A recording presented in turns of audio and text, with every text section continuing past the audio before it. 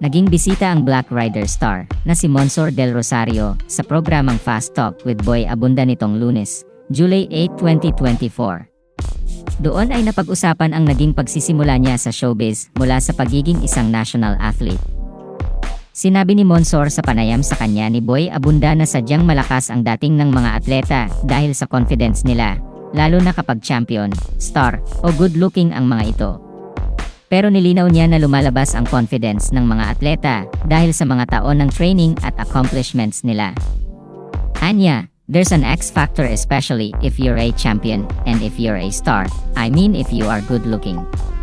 But even if you're not and if you have that confidence, the aura of being a champion, and you have the track record of being good at something world-class, Asian level, world level, Southeast Asian level, there's a confidence that without you trying to make it come out, it just shows because of the years of training and accomplishments.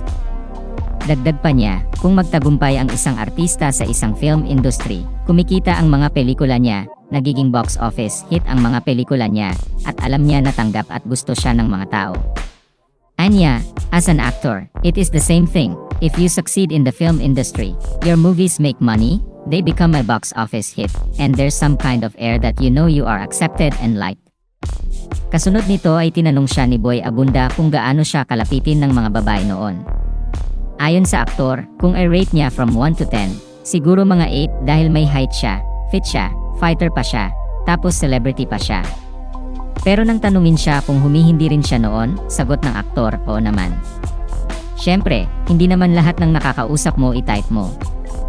Samantala, ibinahagi ni Monsor sa panayam sa kanya ni Boy Abunda na si Dolphy ang nagsabi sa kanya na gusto nitong mag-artista siya pagkatapos ng 1988 Olympics. Sa una ay tumanggi siya noon sa udyok ni Dolphy, pero kalaunan ay pumayag din siya.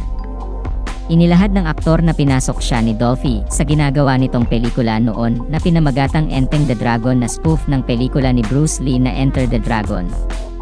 Ayon sa kanya, malaki ang naging impact ng pelikulang iyon kung kaya't dumami rin ang nagka-interes sa sports na taekwondo.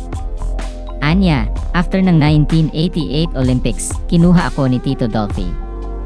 Siya ang nagsabi sa akin na, Monsor, gusto ko na mag-artista ka. Sabi ko, Tito Dolphy, hindi ako marunong mag-Tagalog. Bisaya ako, Ilonggo ako. Sabi niya, you'll learn Tagalog.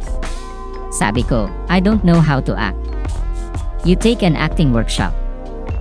I did one movie. Nagkaroon ng magandang impact. Dumami ang nag-enroll sa taekwondo gyms na kakaunti pa lang yung gyms noon. Bukod sa pagiging atleta at aktor, pumasok din si Monsor sa politika. Ayon sa ulat ng GMA Entertainment, nagsilbing representative ng 1st District ng Makati ang aktor simula 2016 hanggang 2019.